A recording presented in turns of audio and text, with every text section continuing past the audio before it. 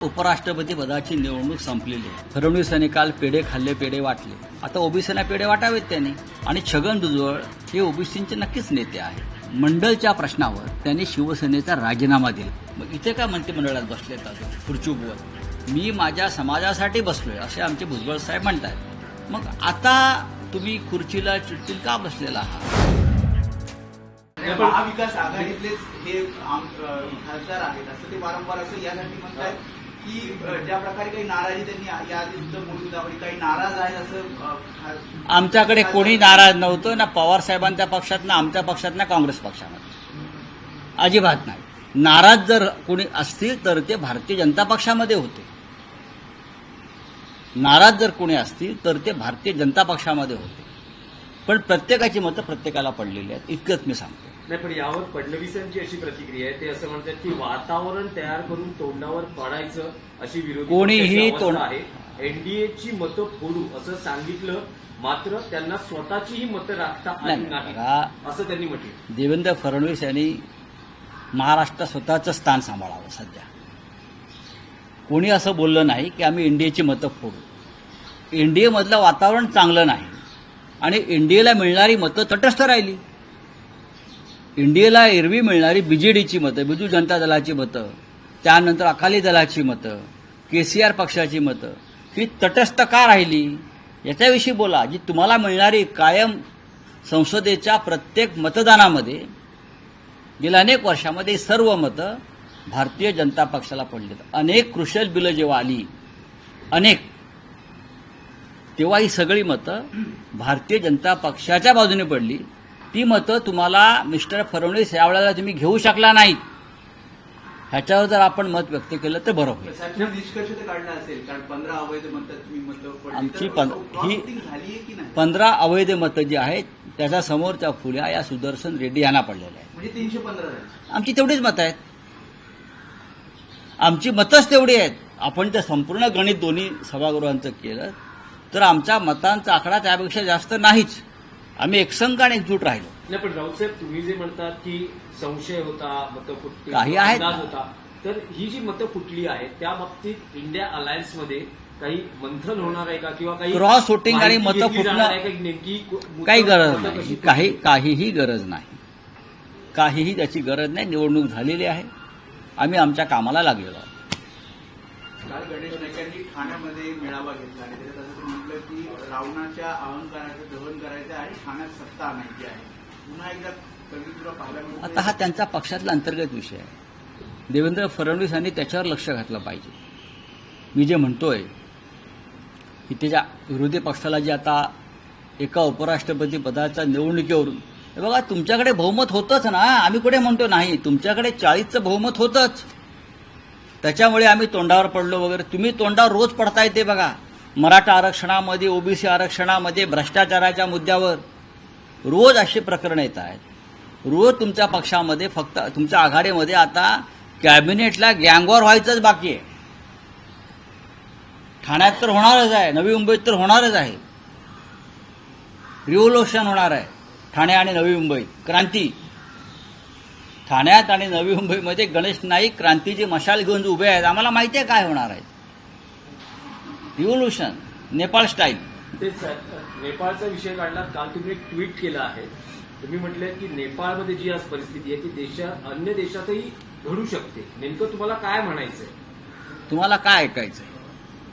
जे तुम्ही सांगणार आपको क्या सुनना है मेरे से? मत देखिए, नेहमी अपेक्षित असतं. नेपाळ भारत का एक सीमावर्ती ऐसा देश है जो बिहार से सटा है, जो वेस्ट बंगाल से उनसे बहुत सा एक भाग है, वो वेस्ट बंगाल से भी जुड़ा हुआ है, थोड़ा यूपी से भी जुड़ा हुआ है. ये आग जो है जो नेपाल में लगी है देश के सीमा पर, और हिंदुस्तान में 75 लाख 75 लाख नेपाली भी रहते हैं. ये आग जो है वो करप्शन के खिलाफ है. ये आग जो है नेपाल में लगी है ये तानाशाही के खिलाफ है. और ये आग सरकार, मंत्री और मंत्रियों के बेटे जो फॉरेन विदेश में जो है ना उनके खिलाफ भी है. मंत्री उनको सड़क पर पकड़ कर लोगों ने मारा है, घर जलाए हैं. भारत की स्थिति भी ठीक नहीं है। ये ऊपर ऊपर सब दिखा रहे हैं, लोग अंदर अंदर बहुत अस्वस्थ और असंतोषी है। तो सबको सावधान रहना चाहिए। मैं इतना ही कहूँगा, कभी क्या होगा, देखिए बांग्लादेश में हो गया, नेपाल में हो गया, म्यांमार में हो गया, श्रीलंका में हो गया, पाकिस्तान में तो होता ही रहता है। हमारी जो विदेश नीति, नेपाल कभी हमारा मित्र था, नेपाल भारत को हमारा बड़ा भाई मानता था, भूटान भारत को बड़ा भाई मानता था, लेकिन जब नेपाल और भूटान पर संकट आया तो ये बड़ा भाई उनके साथ खड़ा नहीं रहा। ये हमारी विदेश नीति का फेल्यूर है, समझा। इसके लिए मैं कहता हूं, यहाँ का भी युवा जो है आज आपको शांत दिख रहा है, वो बेरोजगार है, उसकी बहुत समस्या है। ये मोदी प्रधानमंत्री जी हमारे 80 करोड़ लोगों को मुफ्त में राशन देता है, उसका मतलब क्या है? ये लोग गरीब आज भी है, 10 किलो राशन पर जी रहे हैं। नेपाल की हालत भी ऐसे ही है, ऐसी थी। और आप लोग भारत में भी यहाँ से पूरा पैसा विदेश में जा रहा है। हाँ, किसका बेटा दुबई में बैठा है, किसका बेटा सिंगापुर में बैठा है, किसका बेटा और कहाँ बैठा है। हाँ, कोई क्रिकेट का चेयरमैन बन गया, क्या है? उसके खिलाफ असंतोष नेपाल में भटका है। और ये चिंगारी भारत में अगर आती है तो भारत बड़ा देश है, लोकतंत्र है, लेकिन भारत आज तक जो बचा है वो सिर्फ यहाँ महात्मा गांधी का जन्म हुआ था और गांधी को आज भी देश मानता है, इसलिए ये लोग बचे हुए हैं। आप गांधी को कितने भी गाली दीजिए मोदी जी, लेकिन आप जो बचे हैं ना, आपकी सरकार, वो सिर्फ गांधी विचार की वजह से बची है। तो महाराष्ट्र में डोनाल्ड ट्रंप और प्रधानमंत्री का कन्वर्सेशन एक बार फिर क्रॉस वोटिंग हुई है। देखिए, क्रॉस वोटिंग की बात कौन कर रहा है? ये देखिए कुछ लोग कर रहे हैं। हमारे जितने वोट थे वो आंकड़ा हमारे पास आया है, हमको 300 वोट मिले हैं, 300, और 15 वोट इनवैलिड जो हुए हैं, 15 इनवैलिड वोट इंडिया ग्रुप के। वो 15 वोट में सुदर्शन रेड्डी जी के सामने ही आंकड़ा लिखा है एक, फिर भी कुछ कारणों से उस मतों को अवैध ठहराया गया। तो हमारा 315 का आंकड़ा तो होता है, तो कहाँ हमारे वोट टूट गए? बात ऐसी है भाई, बीजेडी ने आपको वोट नहीं दिया, घर बार आपके साथ पार्लियामेंट में खड़े रहती थी, आपको अकाली दल ने वोट नहीं दिया, आपको केसीआर की पार्टी ने वोट नहीं दिया। क्यों नहीं दिया आपको? ये तो आपके साथ हमेशा पार्लियामेंट में खड़े रहते थे हर बिल पर, हर चर्चा पर, हर मतदान पर। लेकिन इस बार ये लोग तटस्थ रहे, ये भी एक बड़ी बात है। तो डोनाल्ड ट्रंप और प्रधानमंत्री के कन्वर्सेशन सामने आया है। हाँ? प्रधानमंत्री और डोनाल्ड ट्रंप का कन्वर्सेशन एक बार फिर ट्विटर के जरिए सामने आया है। प्रधानमंत्री ने कहा है कि डोनाल्ड ट्रंप हमारे पुराने मित्र हैं, हमारे जो साथी है वो जो नेगोशिएशन है उस पर काम कर रहे हैं और हम भारत के लोगों के और भारत के उज्जवल भविष्य के लिए। ऐसा मोदी जी बोल रहे हैं। तो चीन का क्या करोगे अभी? आप तो चीन का गोदी में जाकर बैठे।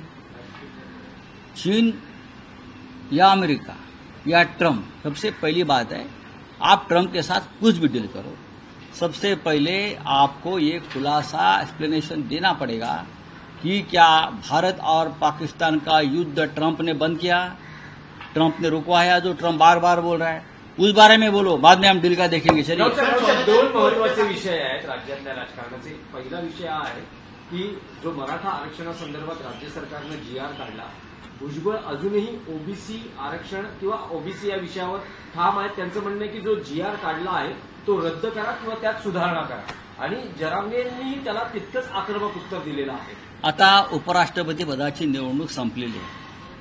फडणवीसांनी काल पेढे खाल्ले, पेढे वाटले. आता ओबीसीना पेढे वाटावेत, त्यांनी वाटावेत ना. आणि छगन भुजबळ हे ओबीसींचे नक्कीच नेते आहेत. मंडलच्या प्रश्नावर त्यांनी शिवसेनेचा राजीनामा दिला होता. मग इथे का मंत्रिमंडळात बसलेत अजून खुर्ची उभवत? मी माझ्या समाजासाठी बसलोय असे आमचे भुजबळ साहेब म्हणतात. आणि त्यांनी त्यांच्या समाजासाठीच त्यावेळेला शिवसेनेचा राजीनामा दिला होता, हिंदू हृदय सम्राट शिवसेना प्रमुख असताना. मग आता तुम्ही खुर्चीला चिटकून का बसलेला आहात? हा एक महाराष्ट्रासमोर पडलेला प्रश्न.